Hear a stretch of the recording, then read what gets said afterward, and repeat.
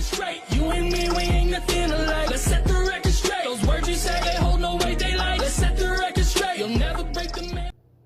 Hello everyone and welcome back to another Diecast review.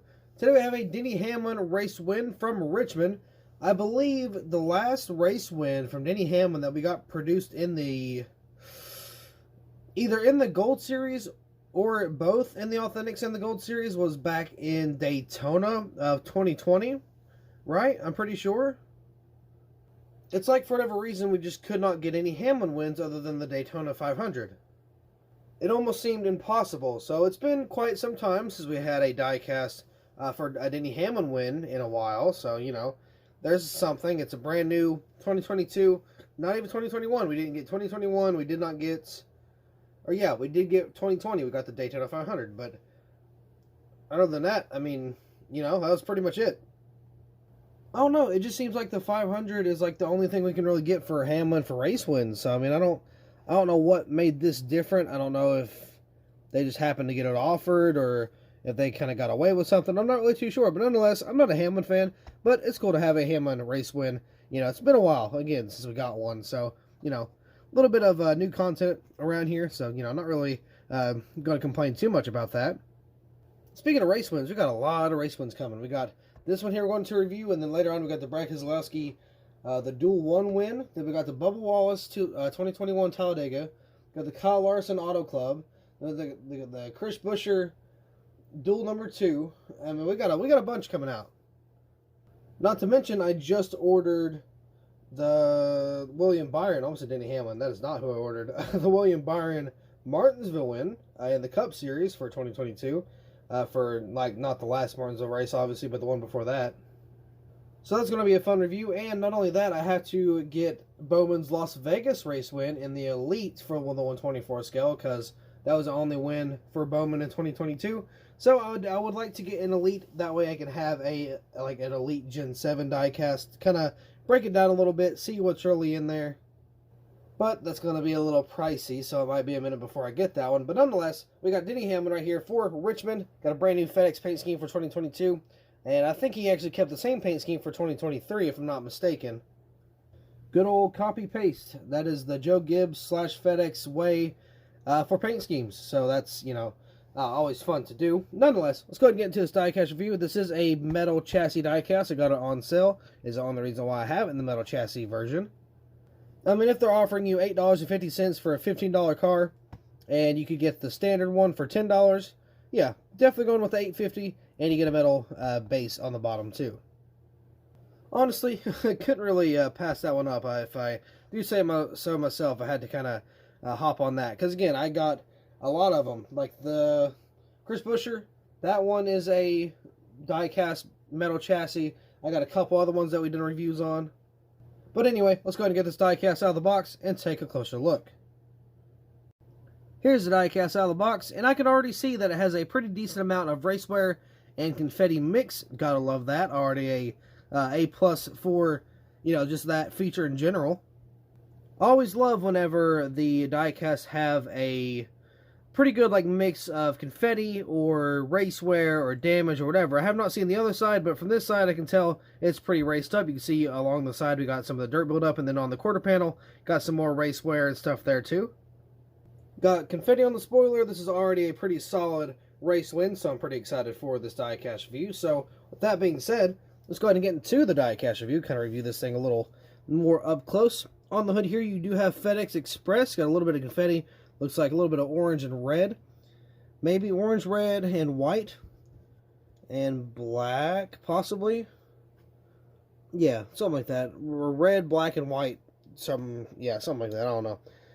But it got this little, I think that's just a paint, or like a decal chip. Oh, yeah, okay, that would make sense. That's where I got the orange from, because I thought that was part of the confetti. But nope, just a small little Lionel mistake there. A little bit of racewear on the hood, not too much. Again, a little sprinkle confetti here and there. Got Hamlin and the little Toyota symbol over there, or whatever you want to call it there. Got the 11, got some confetti up here. Of course, you got the red, white, and black. Got FedEx Express kind of scattered around the roof. Got some confetti scattered. FedEx Express behind that. Got Hamlin on the rear name banner, or on the rear windshield, I guess you could say. FedEx on the deck lid, covered with some little more confetti there. or a little bit more confetti. I like how they were able to wrap the confetti on the splitter, or the spoiler, I'm sorry. That's something I've seen them do a lot more recently, and I love that a lot. Normally, they didn't really do that. They would only do, like the splitter and stuff. They would, like, you would never see confetti on the spoiler for, you know, any type of race wins. So that's a really nice little touch there. Got Camry back here. Pretty dirty on the back end, not going to lie. TRD, HBCU there, Toyota, got some more dirt and grime, got the 11 and the taillights. Over here on this side, you got a little bit of race wear. I'm assuming that's from, well, no, that looks a little more of like a wall scrape. I guess there could be some rubber detail thrown in there too from possibly the burnout. Not really too sure, but there is some damage over here on the left and the right side, so that's pretty cool. Got some more confetti over here on the C post going up to the B post. Got the Joe Gibbs Coca-Cola Gala? Is that an L or an I? That's an I. I don't even know how to say that. Got Toyota there. Of course, got Denny Hamlin on the name rail. A little bit more confetti kind of sprinkled around. Got FedEx, a little more race wear sprinkled around as well. Got the 11 again, just more dirt and grime kind of along the side. Pretty basic stuff. Got a little more race wear around this front fender here, looking pretty good. A little more dirt and build up on the front end. Ooh, that bottom corner looks really dirty. It looks really good too. Yeah, just covered in rubber buildup. Again, looks fantastic. Gotta love those type of die casts that just kind of covered. Because again, like that's another reason why I like the white die cast, just the white paint schemes in general, because it picks up so much detail. Picks up every little speck of dirt, a little speck of dust, or type of on a rubber mark. It just looks really good. It makes a race one die cast look so much better. Speaking of, you got the front end there. You got a little more race wear. Not a whole lot. You can see the grill is open. Over here, you got a little more race wear. Of course, that rubber buildup kind of going over to the side. A little more race wear around the wheel well. Got the 11. Once again, got some more. Looks like confetti right there, too. Like a good little chunk. And then you got some more just scattered down the side here. A little more confetti, as you could, probably guess. Oh, there's a little split in the taillight there. That's not very good. Then we got this kind of going on down here at the bottom. It might be a mix of fuel spillage and a little bit of damage. If I had to take a wild guess.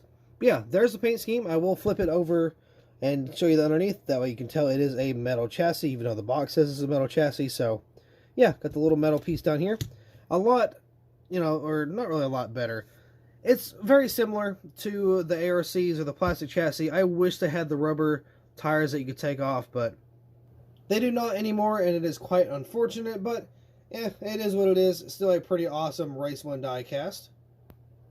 It'll look great on the shelf whenever I can get to it.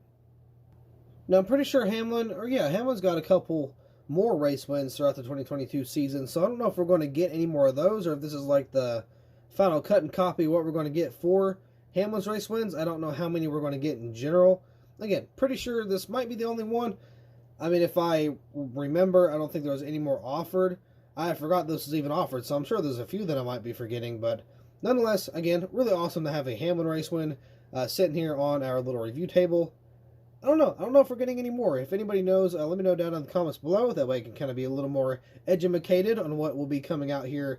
Eventually, I guess I could look at the shipping reports, but I ain't got time for all that. I do. I'm just lazy, but that's beside the point. We're not going to worry about that right now. But I do have everything screenshotted. I can just kind of write it down or take a look at it real quick. I don't know. We may have more Hamlin cars coming out. We may not.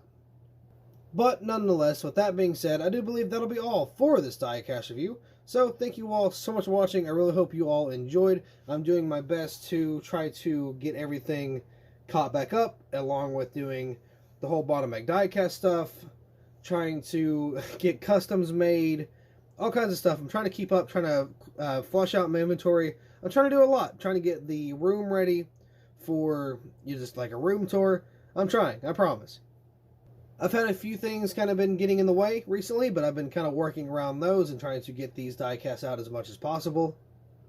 Because I still have 10 full days worth of diecast reviews sitting right here waiting to be reviewed. That is 3 videos a day. That's over like 30 diecasts just waiting to be reviewed. So I got a lot on my plate. So needless to say, I'm going to try to scarf everything down as much as possible and try to get out as many as possible, within reason over the next, week and a half or so. But once again, thank you all so much for watching. I really do appreciate it, but I will see you in the next video.